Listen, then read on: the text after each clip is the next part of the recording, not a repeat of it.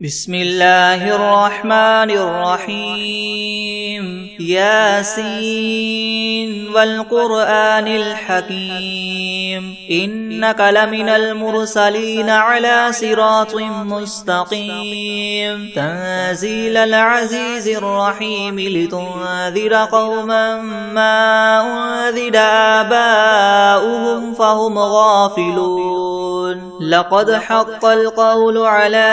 أكثرهم فهم لا يؤمنون إنا جعلنا في أعناقهم مغلالا فهي إلى الأذقان فهم مقمحون وجعلنا من بين أيديهم سدا ومن خلفهم سدا فأغشيناهم فهم لا يبصرون وسواء عليهم أنذرتهم أم لم تنذرهم لا يؤمنون إنما تنذر من اتبع الذكر وخشي الرحمن بالغيب فبشره بمغفرة وأجر كريم إنا نحن نحيي الموتى ونكتب ما قدموا وآثارهم وكل شيء أحصيناه في إمام مبين واضرب لهم مثلا أصحاب القرية إذ جاءها المرسلون إذ أرسلنا إليهم اثنين فكذبوهما فعززنا بثالث فقالوا إنا إليكم مرسلون قالوا ما أنتم إلا بشر مثلنا وما أنزل الرحمن من شيء إن أنتم إلا تكذبون قالوا ربنا يعلم إنا إليكم لمرسلون وما علينا إلا البلاغ المبين قالوا إنا تطيرنا بكم لئن لم تنتهوا لنرجمنكم وليمسنكم منا عذاب أليم قالوا طائركم معكم أئن ذكرتم بل أنتم قوم مسرفون وجاء من أقصى المدينة رجل يسعى قال يا قوم اتبعوا المرسلين اتبعوا من لا يسألكم أجرا وهم مهتدون وما لي لا أعبد الذي فطرني وإليه ترجعون أتخذ من دونه آلهة إن يردني الرحمن بضر لا تغن عني شفاعتهم شيئا ولا ينقذون إني إذا لفي ضلال مبين إني آمنت بربكم فاسمعون قيل ادخل الجنة قال يا ليت قومي يعلمون بما غفر لي ربي وجعلني من المكرمين وما أنزلنا على قومه من بعده من جند من السماء وما كنا منزلين إن كانت إلا صيحة واحدة فإذا هم خامدون يا حسرة على العباد ما يأتيهم من رسول إلا كانوا به يستهزئون ألم يروا كم أهلكنا قبلهم من القرون أنهم إليهم لا يرجعون وإن كل لما جميع لدينا محضرون وآية لهم الأرض الميتة أحييناها وأخرجنا منها حبا فمنه يأكلون وجعلنا فيها جنات من نخيل وأعناب وفجرنا فيها من العيون ليأكلوا من ثمره وما عملته أيديهم أفلا يشكرون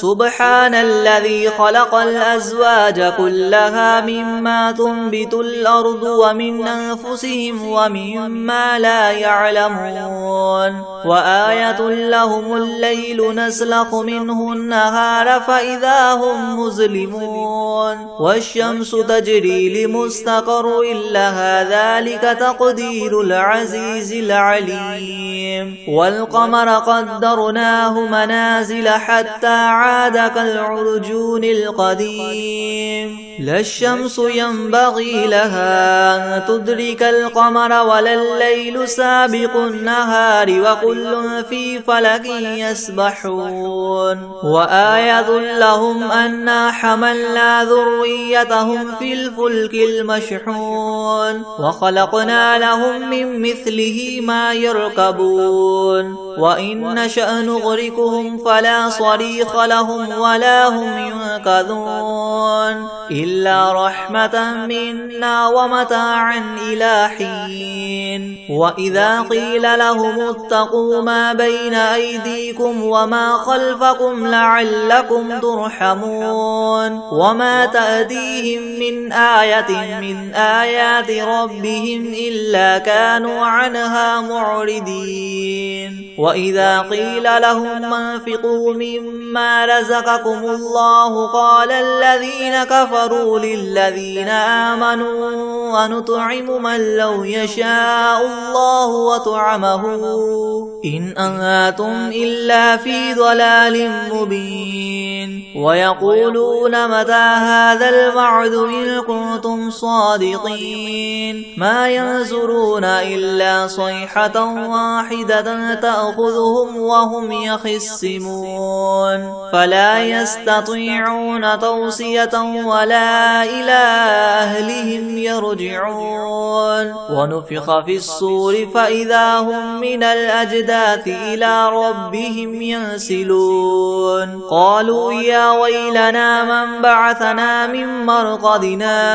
هذا ما وعد الرحمن وصدق المرسلون إن كانت إلا صيحة واحدة فإذا هم جميع لدينا محضرون فاليوم لا تظلم نفس شيئا ولا تجزون إلا ما كنتم تعملون إن أصحاب الجنة اليوم في شغل فاكهون هم وأزواجهم في زلال على الأرائك متكئون لهم فيها فاكهة ولهم ما يدعون سلام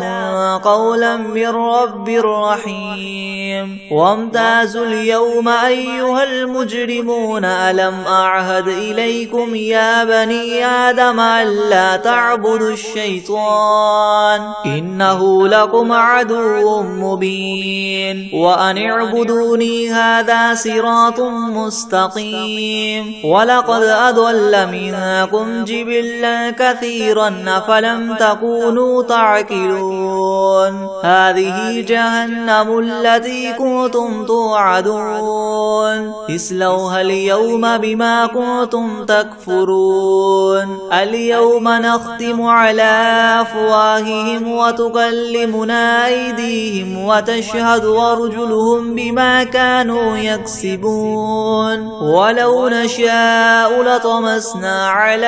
أعينهم فاستبقوا الصراط فأنى يبصرون ولو نشاء لمسخناهم على مكانتهم فما استطاعوا مضيا ولا يرجعون ومن نعمره ننكسه في الخلق أفلا يعقلون وما علمناه الشعر وما ينبغي له إن هو إلا ذكر وقرآن مبين لينذر من كان حيا ويحق القول على الكافرين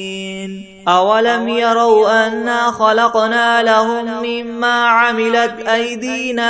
أنعاما فهم لها مالكون وذللناها لهم فمنها ركوبهم ومنها يأكلون ولهم فيها منافع ومشارب وفلا يشكرون واتخذوا من دون الله آلهة لعلهم ينصرون لا يستطيعون نصرهم وهم لهم جند محضرون فلا يحزنك قولهم إنا نعلم ما يسرون وما يعلنون أولم ير الإنسان أنا خلقناه من نطفة فإذا هو خصيم مبين وضرب لنا مثلا ونسي خلقه قال من يحيي العظام وهي رميم قل يحييها الذي ينشأها أول مرة وهو بكل خلق عليم الذي جعل لكم من الشجر الأخضر نارا فإذا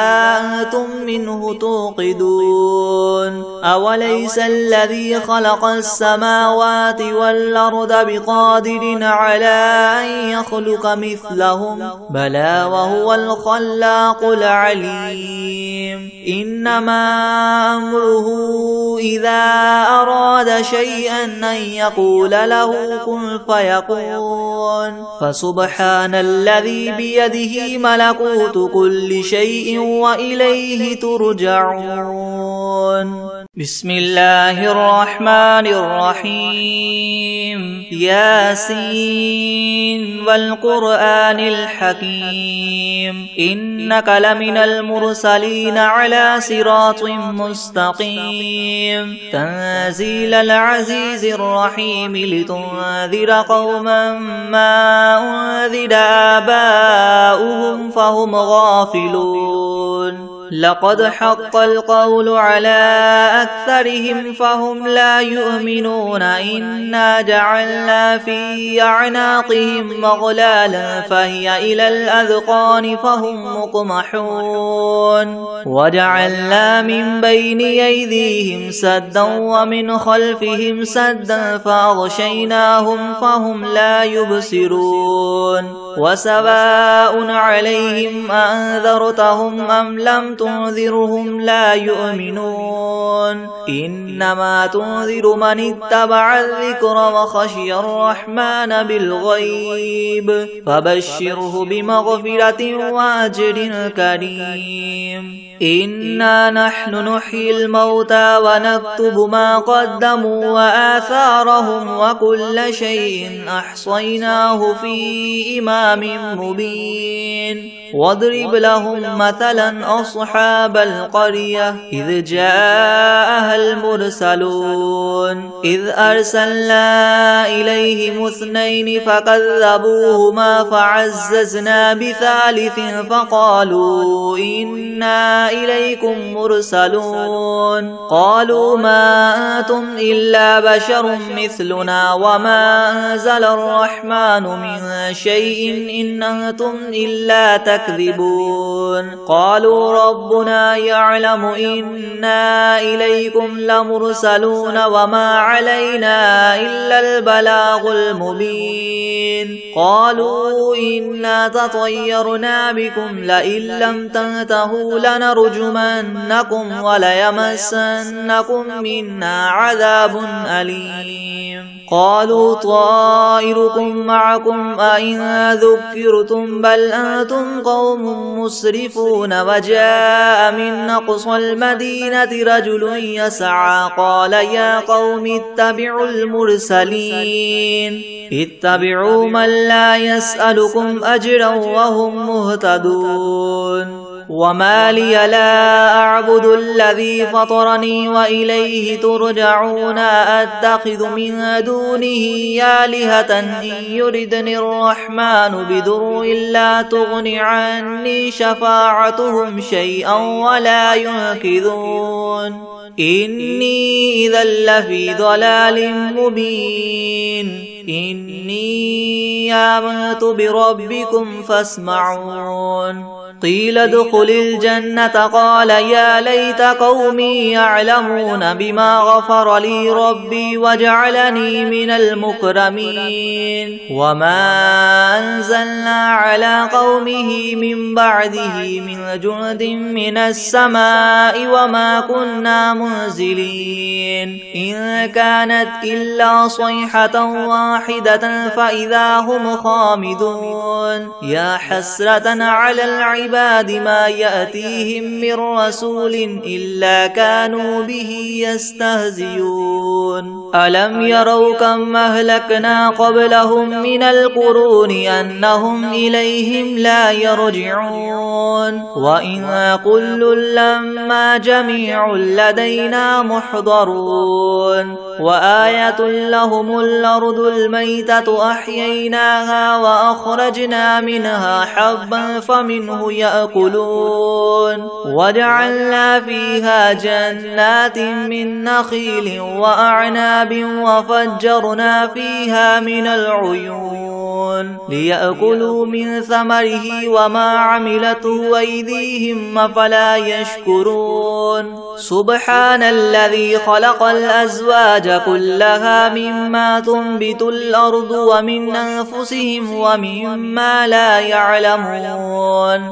وآية لهم الليل نسلخ منه النهار فإذا هم مظلمون والشمس تجري لمستقر لها ذلك تقدير العزيز العليم والقمر قدرناه منازل حتى عاد كالعرجون القديم لا الشمس ينبغي لها أن تدرك القمر ولا الليل سابق النهار وكل في فلك يسبحون وآية لهم أنا حملنا ذريتهم في الفلك المشحون وخلقنا لهم من مثله ما يركبون وإن نشأ نغرقهم فلا صريخ لهم ولا هم ينقذون إلا رحمة منا ومتاعا إلى حين وإذا قيل لهم اتقوا ما بين أيديكم وما خلفكم لعلكم ترحمون وما تأتيهم من آية من آيات ربهم إلا كانوا عنها معرضين وإذا قيل لهم انفقوا مما رزقكم الله قال الذين كفروا للذين آمنوا ونطعم من لو يشاء الله وطعمه إن أنتم إلا في ضلال مبين ويقولون متى هذا الوعد إن كنتم صادقين ما ينظرون إلا صيحة واحدة تأخذهم وهم يخصمون فلا يستطيعون توصية ولا إلى أهلهم يرجعون ونفخ في الصور فإذا هم من الأجداث إلى ربهم ينسلون قالوا يا ويلنا من بعثنا من مرقدنا هذا ما وعد الرحمن وصدق المرسلون إن كانت إلا صيحة واحدة فإذا هم جميع لدينا محضرون فاليوم لا تظلم نفس شيئا ولا تجزون إلا ما كنتم تعملون إن أصحاب الجنة اليوم في شغل فاكهون هم وأزواجهم في زلال على الأرائك متكئون لهم فيها فاكهة ولهم ما يدعون سلام قولا من رب رحيم وامتازوا اليوم أيها المجرمون ألم أعهد إليكم يا بني آدم ألا تعبدوا الشيطان إنه لكم عدو مبين وأن اعبدوني هذا صراط مستقيم ولقد أضل منكم جبلا كثيرا أفلم تكونوا تكونوا تعقلون هذه جهنم التي كنتم توعدون اصلوها اليوم بما كنتم تكفرون اليوم نختم على أفواههم وتكلمنا أيديهم وتشهد أرجلهم بما كانوا يكسبون ولو نشاء لطمسنا على أعينهم فاستبقوا الصراط فأنى يبصرون ولو نشاء لمسخناهم على مكانتهم فما استطاعوا مضيا ولا يرجعون ومن نعمره ننكسه في الخلق أفلا يعقلون وما علمناه الشعر وما ينبغي له إن هو إلا ذكر وقرآن مبين لينذر من كان حيا ويحق القول على الكافرين أولم يروا أنا خلقنا لهم مما عملت أيدينا أنعاما فهم لها مالكون وذللناها لهم فمنها ركوبهم ومنها يأكلون ولهم فيها منافع ومشارب أفلا يشكرون واتخذوا من دون الله آلهة لعلهم ينصرون لا يستطيعون نصرهم وهم لهم جند محضرون فلا يحزنك قولهم إنا نعلم ما يسرون وما يعلنون أولم ير الإنسان أنا خلقناه من نطفة فإذا هو خصيم مبين وضرب لنا مثلا ونسي خلقه قال من يحيي العظام وهي رميم قل يحييها الذي ينشأها أول مرة وهو بكل خلق عليم الذي جعل لكم من الشجر الأخضر نارا فإذا أنتم منه توقدون أوليس الذي خلق السماوات والأرض بقادر على أن يخلق مثلهم بلى وهو الخلاق العليم إنما أمره إذا أراد شيئا أن يقول له كن فيكون فسبحان الذي بيده ملكوت كل شيء وإليه ترجعون بسم الله الرحمن الرحيم ياسين والقرآن الحكيم إنك لمن المرسلين على صراط مستقيم تنزيل العزيز الرحيم لتنذر قوما ما أنذر آباؤهم فهم غافلون لقد حق القول على أكثرهم فهم لا يؤمنون إنا جعلنا في أعناقهم مغلالا فهي إلى الأذقان فهم مقمحون وجعلنا من بين أيديهم سدا ومن خلفهم سدا فأغشيناهم فهم لا يبصرون وسواء عليهم أنذرتهم أم لم تنذرهم لا يؤمنون إنما تنذر من اتبع الذكر وخشي الرحمن بالغيب فبشره بمغفرة وأجر كريم إنا نحن نحيي الموتى ونكتب ما قدموا وآثارهم وكل شيء أحصيناه في إمام مبين واضرب لهم مثلا أصحاب القرية إذ جاءها المرسلون إذ أرسلنا إليهم اثنين فكذبوهما فعززنا بثالث فقالوا إنا إليكم مرسلون قالوا ما أنتم إلا بشر مثلنا وما أنزل الرحمن من شيء إن أنتم إلا تكذبون قالوا ربنا يعلم إنا إليكم لمرسلون وما علينا إلا البلاغ المبين قالوا إنا تطيرنا بكم لئن لم تنتهوا لنرجمنكم وليمسنكم منا عذاب أليم قالوا طائركم معكم أئن ذكرتم بل أنتم قوم مسرفون وجاء من أقصى المدينة رجل يسعى قال يا قوم اتبعوا المرسلين اتبعوا من لا يسألكم أجرا وهم مهتدون وما لي لا أعبد الذي فطرني وإليه ترجعون أتخذ من دونه آلهة إن يردني الرحمن بضر لا تغن عني شفاعتهم شيئا ولا ينقذون إني إذا لفي ضلال مبين إني آمنت بربكم فاسمعون قيل ادخل الجنة قال يا ليت قومي يعلمون بما غفر لي ربي وجعلني من المكرمين وما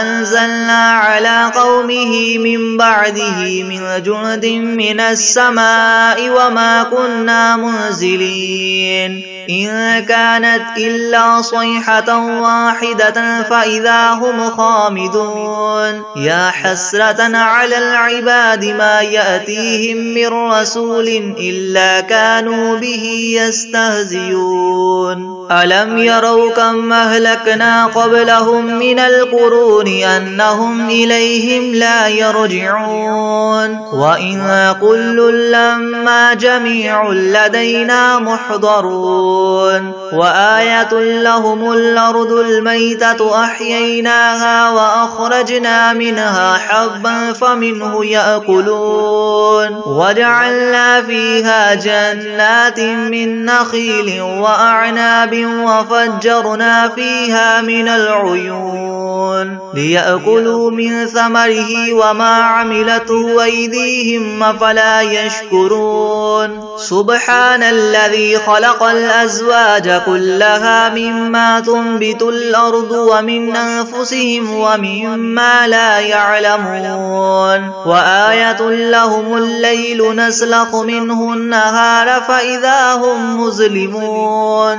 والشمس تجري لمستقر لها ذلك تقدير العزيز العليم والقمر قدرناه منازل حتى عاد كالعرجون القديم لا الشمس ينبغي لها أن تدرك القمر ولا الليل سابق النهار وكل في فلك يسبحون وآية لهم أنا حملنا ذريتهم في الفلك المشحون وخلقنا لهم من مثله ما يركبون وإن نشأ نغرقهم فلا صريخ لهم ولا هم ينقذون إلا رحمة منا ومتاعا إلى حين وإذا قيل لهم اتقوا ما بين أيديكم وما خلفكم لعلكم ترحمون وما تأتيهم من آية من آيات ربهم إلا كانوا عنها معرضين وإذا قيل لهم انفقوا مما رزقكم الله قال الذين كفروا للذين آمنوا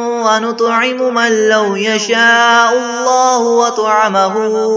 إن أنتم إلا في ضلال مبين ويقولون متى هذا الوعد إن كنتم صادقين ما ينظرون إلا صيحة واحدة تأخذهم وهم يخصمون فلا يستطيعون توصية ولا إلى أهلهم يرجعون ونفخ في الصور فإذا هم من الأجداث إلى ربهم ينسلون قالوا يا ويلنا من بعثنا من مرقدنا هذا ما وعد الرحمن وصدق المرسلون إن إن كانت إلا صيحة واحدة فإذا هم جميع لدينا محضرون فاليوم لا تظلم نفس شيئا ولا تجزون إلا ما كنتم تعملون إن أصحاب الجنة اليوم في شغل فاكهون هم وأزواجهم في ظلال على الأرائك متكئون لهم فيها فاكهة ولهم ما يدعون سلام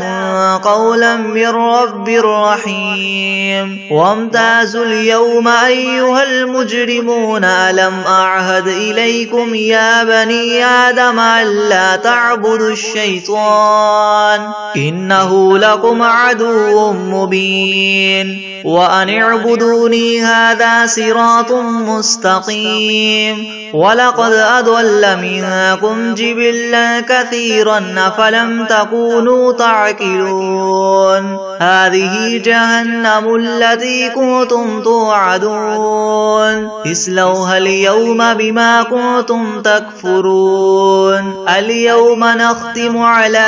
أفواههم وتكلمنا أيديهم وتشهد أرجلهم بما كانوا يكسبون ولو نشاء لطمسنا على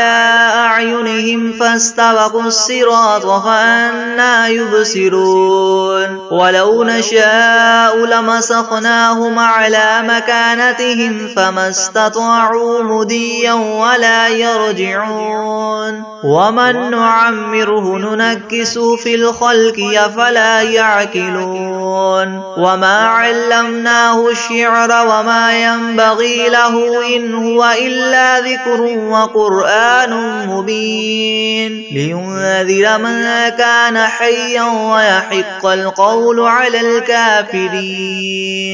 أولم يروا أنا خلقنا لهم مما عملت أيدينا أنعاما فهم لها مالكون وذللناها لهم فمنها ركوبهم ومنها يأكلون ولهم فيها منافع ومشارب أفلا يشكرون واتخذوا من دون الله آلهة لعلهم ينصرون لا يستطيعون نصرهم وهم لهم جند محضرون فلا يحزنك قولهم إنا نعلم ما يسرون وما يعلنون أولم ير الإنسان أنا خلقناه من نطفة فإذا هو خصيم مبين وضرب لنا مثلا ونسي خلقه قال من يحيي العظام وهي رميم قل يحييها الذي ينشأها أول مرة وهو بكل خلق عليم الذي جعل لكم من الشجر الأخضر نارا فإذا أنتم منه توقدون أوليس الذي خلق السماوات والأرض بقادر على أن يخلق مثلهم بلى وهو الخلاق العليم إنما أمره إذا أراد شيئا أن يقول له كن فيكون فسبحان الذي بيده ملكوت كل شيء وإليه ترجعون بسم الله الرحمن الرحيم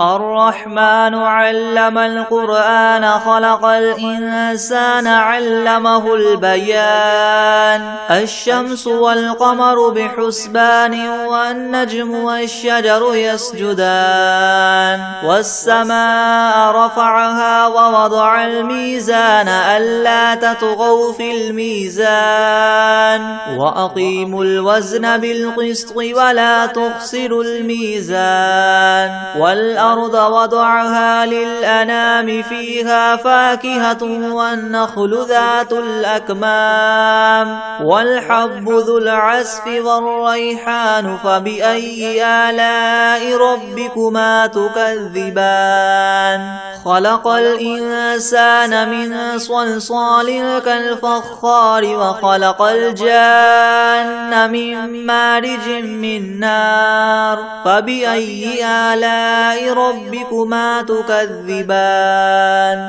رب المشرقين ورب المغربين فبأي آلاء ربكما تكذبان مرج البحرين يلتقيان بينهما برزخ لا يبغيان فبأي آلاء ربكما تكذبان يخرج منهما اللؤلؤ والمرجان فبأي آلاء ربكما تكذبان وله الجوار المنشآت في البحر كالأعلام فبأي آلاء ربكما تكذبان كل من عليها فان ويبقى وجه ربك ذو الجلال والإكرام فبأي آلاء ربكما تكذبان يسأله من في السماوات والأرض كل يوم هو في شأن فبأي آلاء ربكما تكذبان سنفرغ لكم أيها الثقلان فبأي آلاء ربكما تكذبان يا معشر الجن والإنس إن استطعتم من تنفذوا من أقطار السماوات والأرض فانفذوا لا تنفذون إلا بسلطان فبأي آلاء ربكما تكذبان يرسل عليكما شواظ من نار ونحاس فلا تنتصران فبأي آلاء ربكما تكذبان فإذا انشقت السماء فكانت وردة كالدهان فبأي آلاء ربكما تكذبان فيومئذ لا يسأل عن ذنبه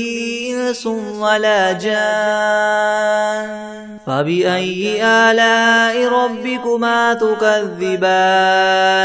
يعرف المجرمون بسيماهم فيؤخذ بالنواصي والأقدام فبأي آلاء ربكما تكذبان هذه جهنم التي يكذب بها المجرمون يطوفون بينها وبين حميم آن فبأي آلاء ربكما تكذبان ولمن خاف مقام ربه جنتان فبأي آلاء ربكما تكذبان ذواتا أفنان فبأي آلاء ربكما تكذبان فيهما عينان تجريان فبأي آلاء ربكما تكذبان فيهما من كل فاكهة زوجان فبأي آلاء ربكما تكذبان متكئين على فرش بطائنها من استبرق وجنى الجنتين دان فبأي آلاء ربكما تكذبان فيهن قاصرات الطرف لم يطمثهن إنس قبلهم ولا جان فبأي آلاء ربكما تكذبان كأنهن الياقوت والمرجان فبأي آلاء ربكما تكذبان هل جزاء الإحسان إلا الإحسان فبأي آلاء ربكما تكذبان